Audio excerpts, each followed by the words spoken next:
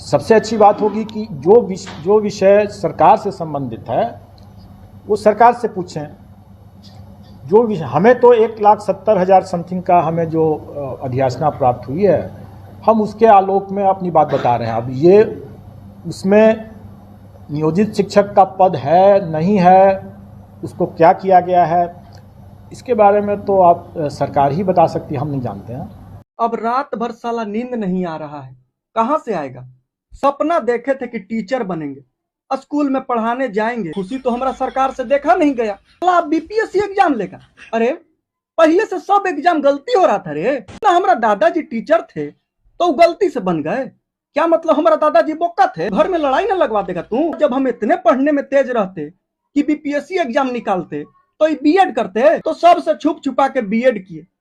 सोचे अचानक से टीचर बन जाएंगे तो बाप खुश हो जाएगा। अब क्या करेंगे? वही अगर बीएड के सर्टिफिकेट है ओकरे पर मिक्सचर बिस्कुट रख के हो चुकी है, वैसे ही कैंडिडेट इसमें अप्लाई कर सकते हैं। जो यदि बीएड में पढ़ रहे हैं, जो बीएड के लिए अपियर कर रहे हैं, वैसे कैंडिडेट इसमें अप्लाई नहीं कर पाएंगे। सरकार से अपनी मांग को मांगते मांगते थक चुके हैं, इसीलिए अब हम लोग चाह रहे हैं कि अगर सरकार हम लोगों की बातों को अनसुना कर रही है तो अब हम लोगों को बस ऊपर वाले पर ही आसरा है।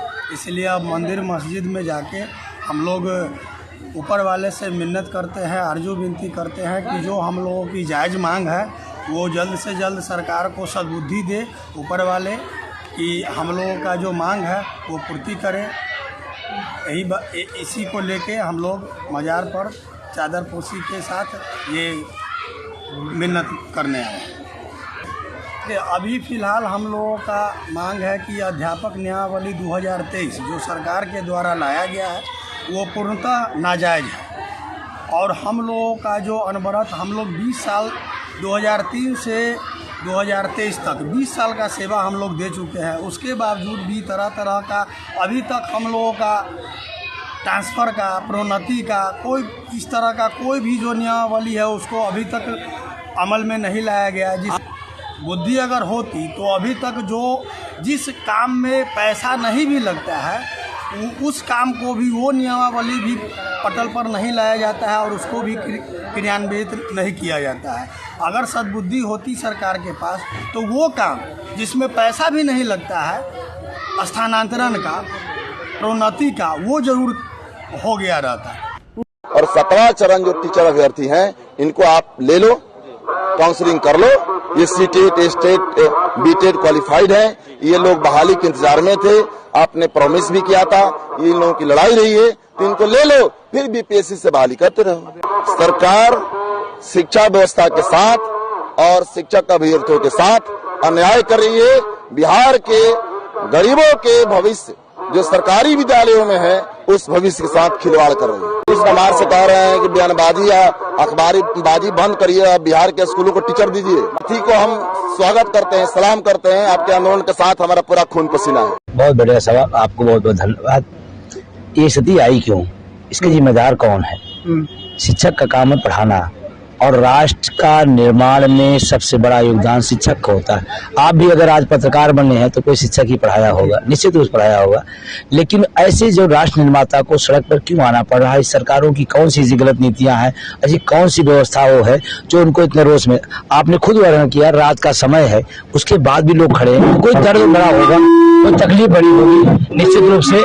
तो आने वाले समय में हम अपने काम को करते हैं, काम के बाद अपने हक की बात करते हैं। ये हमारा संवैधानिक हक है और हम राइट अगर करेंगे तो हम अपने ड्यूटी को भी करके तब राइट की बात। हाँ, ये शिक्षकों की भी है, कर्मचारियों की भी है, स्टेट की भी है, सेंट्रल की भी। सारे लोग, बहुत सारे लोग रेलवे के हैं, बहुत सारे सेंट्रल के। चंपारण से गांधी जी को उस कर्मभूमि से निकला है और आज पहला दिन है, क्योंकि आज शुरुआत हुई है और आज शुरुआत का जब ये आलम है तो आने वाले टाइम में बिहार के तमाम जिलों में हम जा रहे हैं। अभी लगातार 4 दिन हम लोग बिहार के विभिन्न जिलों में जाएंगे, अपनी बात कहेंगे, लोगों को समझाएंगे। उद्देश्य पुरानी पेंशन की बहाली और निजीकरण की समाप्ति। पुरानी पेंशन क्यों है? क्योंकि 60 साल कोई काम करेगा और उसके बाद वो, जैसे आपने सवाल किया कि आपकी ड्यूटी है, आप ही एक सवाल मैं आपसे करता हूं, अगर कोई शिक्षक राष्ट्र का निर्माता है, भविष्य निर्माता है, और बुढ़ापे में जब वो रिटायर हो जाए तो भीख मांगे, ये किसी देर के लिए शर्मनाक बात है। देखिए ये पेंशन है, शायद आपको अभी और जानकारी पेंशन में लेना है। ये जो पेंशन हमें मिलती है हमारे कटी हुई वेतन का भाग है, ये सुप्रीम कोर्ट बोला है। इसको पेंशन को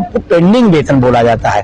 हमारा कटा हुआ भाग होता है, उसको सरकार लास्ट में पेंशन रूप देती है। कोई हमारे पर एहसान नहीं कर रही है। 1/9/2005 के बाद बिहार में अव्यवस्था खत्म कर दी गई, जिसमें अभी जो शेयर बाजार में पैसा लगाया, सरकार हमारे पैसे को लेकर हमारा पैसा 10% और सरकार का 14% ये शेयर बाजार में लगा रही है, जुए में लगा रही है, जिसका कोई भविष्य नहीं है।